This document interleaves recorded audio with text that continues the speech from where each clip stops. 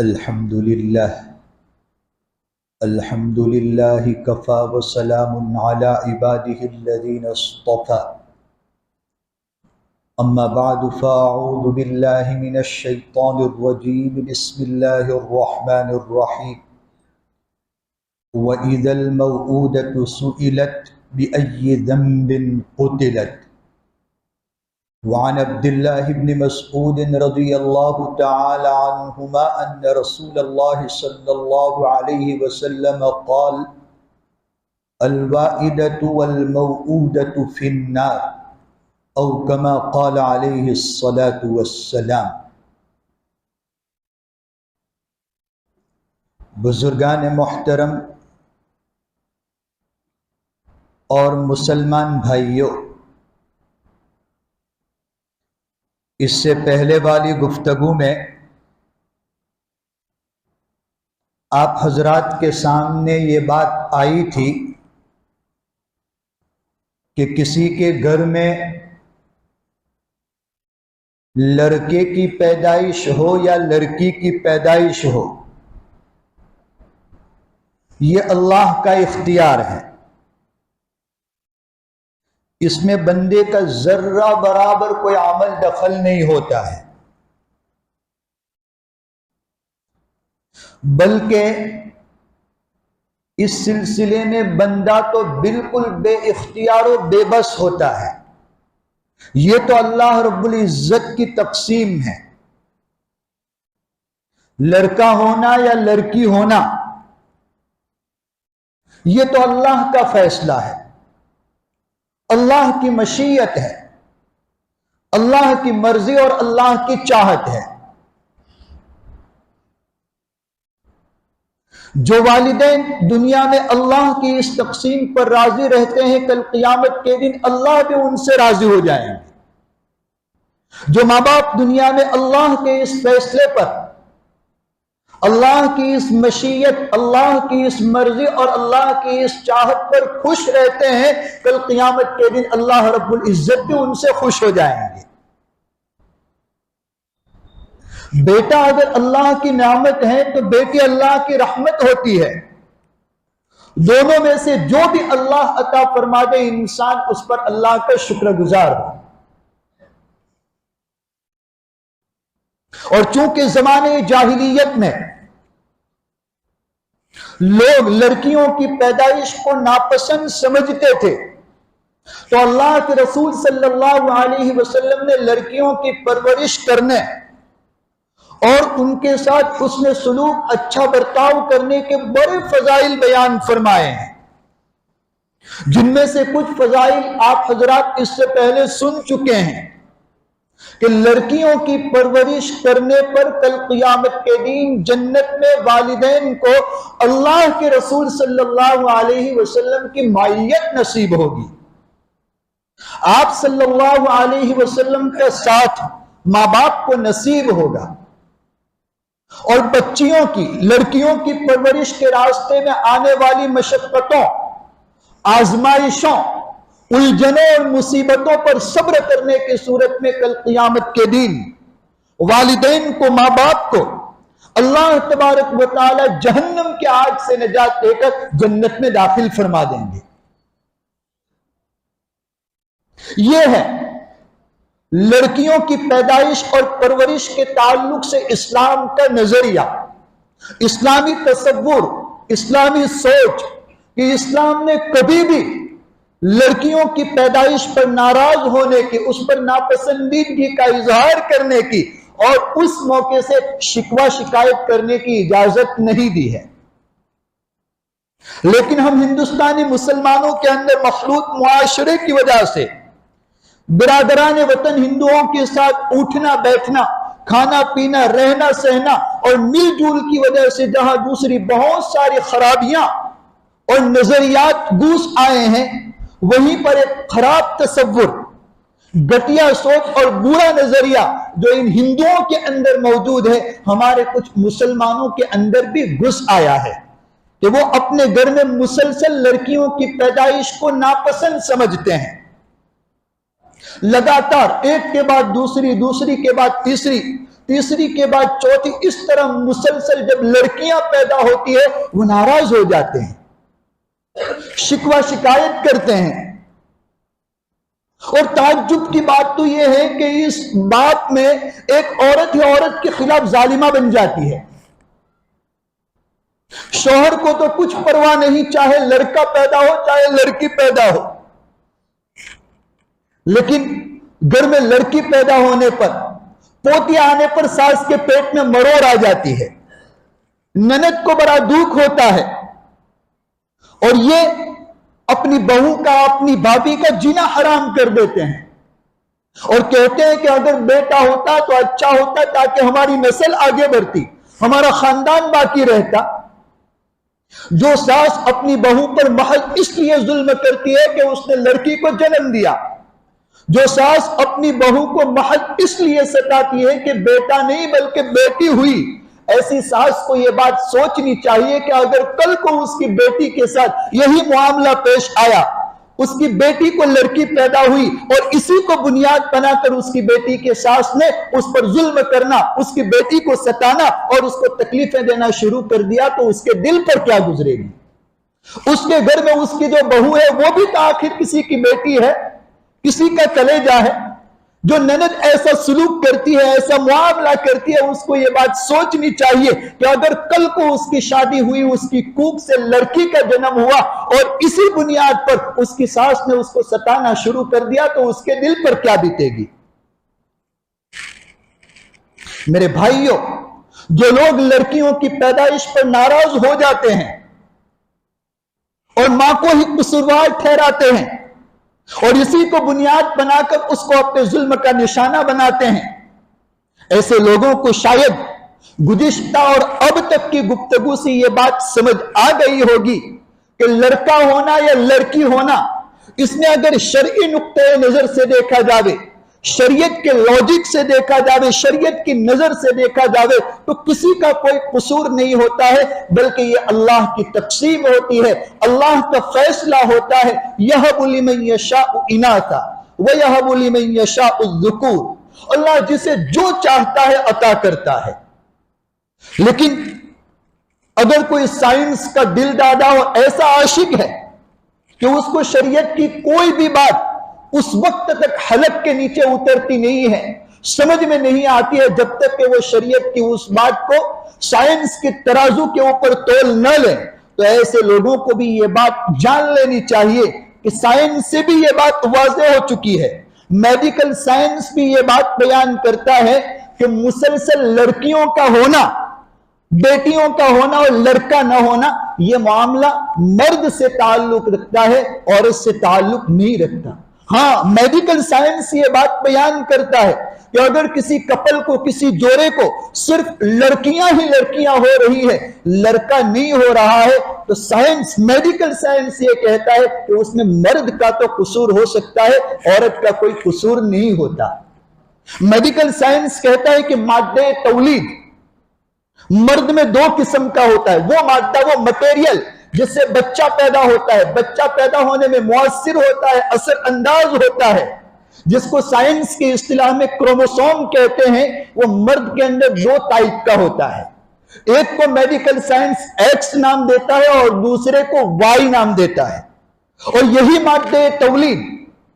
वो मादा, वो मटेरियल जिससे बच्चा पैदा होता है, औरत के अंदर भी होता तो है, लेकिन सिर्फ एक ही टाइप का होता है, जिसको मेडिकल साइंस एक्स नाम देता है। और मेडिकल साइंस कहता है कि अगर मर्द का एक्स औरत के एक्स से मिलता है तो उस वक्त बेटी लड़की पैदा होती है, और अगर मर्द का वाई क्रोमोसोम मादे तौलीद औरत के एक्स से मिलता है, उस वक्त बेटा पैदा होता है। अब आप सोचिए, औरत के पास तो एक ही किस्म का क्रोमोसोम मादे तौलीद, एक ही किस्म का मटेरियल है, तो वो न तो लड़की के पैदा होने में दखल दे सकती है और न ही लड़के के पैदा होने में दखल दे सकती है। हाँ, मर्द के पास दो टाइप का क्रोमोसोम मादे तौलीद है। मेडिकल साइंस कहता है कि अगर वाई मर्द का मजबूत होता है, उस वक्त अगर वो औरत के एक्स से मिलता है तो बेटा पैदा होने का इम्कान है, लेकिन अगर वो क्रोमोसोम वाई वाला मर्द में कमजोर होता है तो उसके बेटा पैदा होने के इम्कान बहुत कम होते हैं। तो मेडिकल साइंस भी अगर शरई नुक्ते नजर से देखा जावे तो शरीयत तो यूं कहती है कि मुसलसल लड़कियां होना और लड़का ना होना, इसमें किसी का कोई कसूर नहीं है, न मर्द का न औरत का। यह तो अल्लाह की तकसीम है, अल्लाह की मर्जी होती है। लेकिन अगर जाहिरी असबाब को देखें, मेडिकल साइंस के लॉजिक से देखें, उसकी नजर से देखें, तब भी अगर कसूर हो सकता है तो वो मर्द का हो सकता है, औरत का नहीं। लेकिन फिर भी सास ननद एक औरत जात होकर इस सिलसिले में मां को कसूरवार ठहराती है और इसी को बुनियाद बनाकर उसे अपने जुल्म का निशाना बनाती है और यूं कहती है कि ये तो बेटियों वाली मां है। ये गलत नजरिया है। कुछ मुसलमानों में आज भी लड़कियों की पैदाइश के सिलसिले में वही नजरिया है, वही घटिया सोच है, वही बुरा नजरिया है जो जमाने जाहिलियत में था। मुसलसल लड़कियों की पैदाइश पर उनका घर मातम कदा बन जाता है, शिकवा शिकायत का तांता बन जाता है और इस सिलसिले में मां को अपने जुल्म का निशाना बनाया जाता है। और कुछ जालिम और सफ़ाक किस्म के लोग तो ऐसे होते हैं जो इसको बुनियाद बनाकर ऐसे औरत को जो लड़का पैदा नहीं करती है उसको तलाक दे देते हैं। और कभी कभी तो बात इससे भी आगे बढ़ जाती है, जुल्म की इंतहा हो जाती है। ऐसा भी होता है कि जब घर में मुसलसल लड़कियां ही लड़कियां पैदा हो रही है, एक के बाद दूसरी, दूसरी के बाद तीसरी, तीसरी के बाद चौथी, तो वो घर वाले अल्लाह के इस फैसले के खिलाफ बगावत पर उतर आते हैं। और जब आइंदा हमल ठहरता है और अल्ट्रासाउंड चेकअप के जरिए से टेस्ट करवाने पर यह पता चलता है कि इस हमल से पैदा होने वाला बच्चा भी लड़की है, बेटी है, तो उस हमल को जाये कर देते हैं, उस हमल को साकित कर देते हैं। यह तो भला हो हुकूमत का कि उसने इस काम को खिलाफ कानून करार दिया है, इलीगल करार दिया है। खिलाफ शरीयत तो है ही, खिलाफ कानून भी है। लेकिन फिर भी कुछ लोग महज इस बुनियाद पर कि हमारे घर में पहले से ही बहुत सारी लड़कियां हैं, यह भी अगर लड़की होगी तो हमारे घर में एक और लड़की का इजाफा हो जाएगा, पता चलने पर उस हमल को जाये कर देते हैं। बुजुर्गों, आपको यह बात मालूम होनी चाहिए, इससे पहले वाले बयान में भी आपको बतलाया गया था कि जमाने जाहिलियत में लोग जब किसी घर में लड़की की पैदाइश होती तो दरिंदगी का मुजाहरा करते हुए लड़कियों के साथ शदीद नफरत और आर के सबब उसको जिंदा कब्र में दफन कर देते थे। ये लोग तो लड़की पैदा हो चुकने के बाद जिंदा उस लड़की को कब्र में दफन करते थे, इसलिए कि उस जमाने में ऐसी जदीद मशीनें, आलात और टेक्नोलॉजी नहीं थी कि बच्चा पैदा होने से पहले ही पता चल जाए कि मां के पेट में लड़का है या लड़की। इसलिए वो बच्चे के पैदा होने का इंतजार करते थे और जब बच्चा पैदा हो जाता और वो लड़की होती तो उसको जिंदा कब्र में दफन कर देते थे। लेकिन चूंकि अब जदीद मशीनें आ चुकी है, ऐसे आलात और ऐसी टेक्नोलॉजी आ चुकी है कि हमल ठहरने के एक मरहले के बाद बच्चा पैदा होने से पहले ही पता लग सकता है कि मां के पेट में लड़का है या लड़की।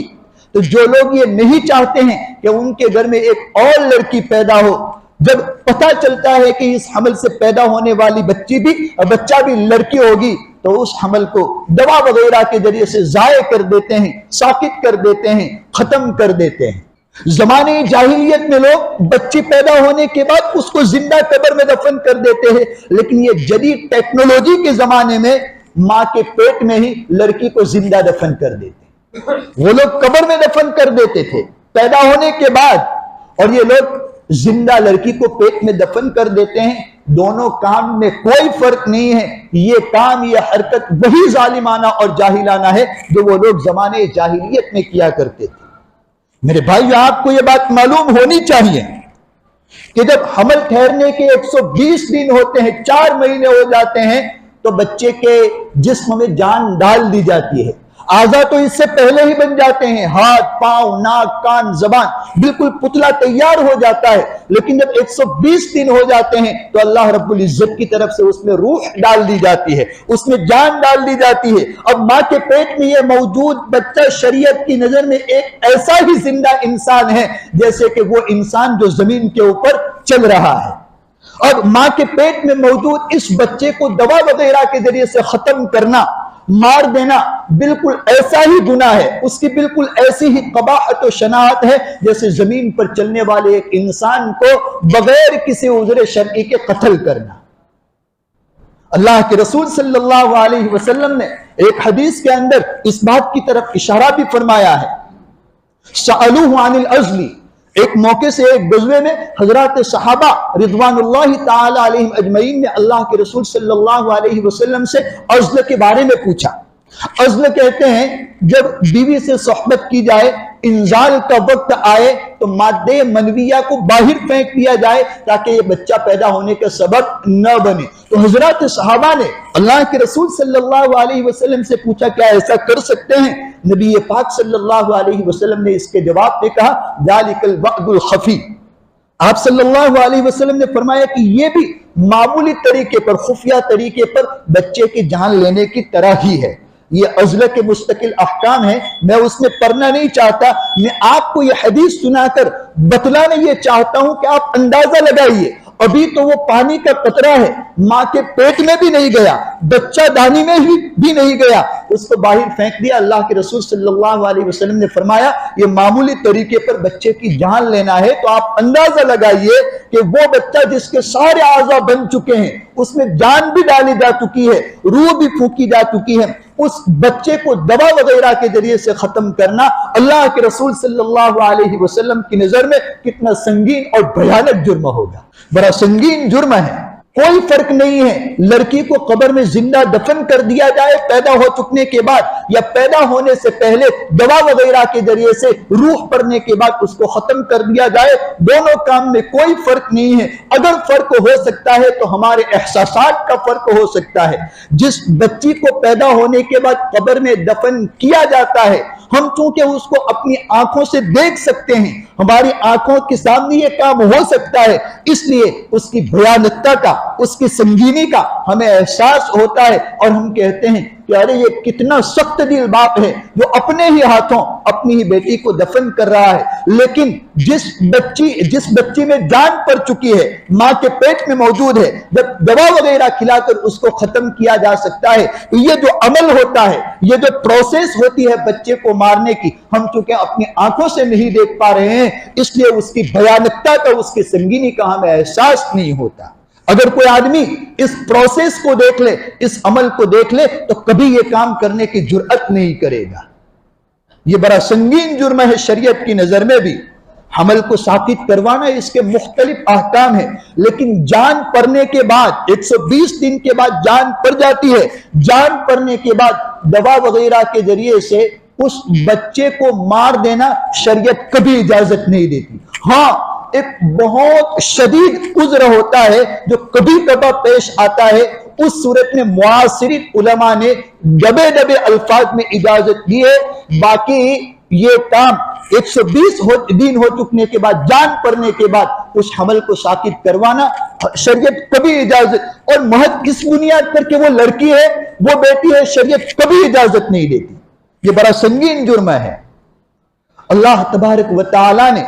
सूरह इंशिकाक के अंदर इस बात को जिक्र फरमाया है, वइज़ल मौऊदतु सुइलत, जब ये बच्ची जिसको जिंदा जमीन में दफन कर दिया गया उस जमाने में होता था, और आज बच्चियों को मारा जाता है पेट के अंदर बच्चे होने की वजह से। क़यामत के दिन अल्लाह तबारक व तआला बाप के सामने उस बच्ची से पूछेगा बिअय्यि ज़म्बिन क़ुतिलत, बता तेरा कसूर क्या था, तेरा जुर्म क्या था कि तुझे जिंदा दफन कर दिया गया। बाप के पास इस सवाल का कोई जवाब नहीं होगा। अल्लाह तबारक व तआला की तरफ से उसके इस काम की निहायत संगीन सजा उस जुर्म की दी जाएगी।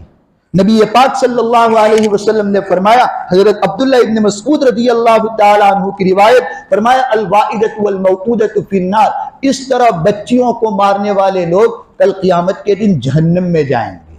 आप कहेंगे कि हमारे यहाँ कैसे, कहाँ होता है ऐसा? तो एक बात समझ लीजिए कि कुछ बातें पर्सनली होती है, कोई किसी को बताता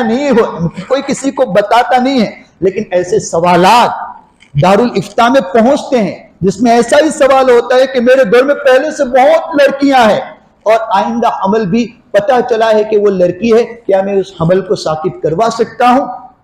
उस हमल को गिरवा सकता हूं? ऐसे सवाल आते हैं। और चलो मान लीजिए कि हमारे यहां हमारे मुआशरे के अंदर ये बात नहीं है, लेकिन ये बात जानना तो जरूरी है। आगे चलकर किसी के साथ ऐसी सूरत हाल पेश आ जाए तो उसको जब ये बात मालूम होगी तो इंशाअल्लाह ऐसे काम करने से रुकेगा।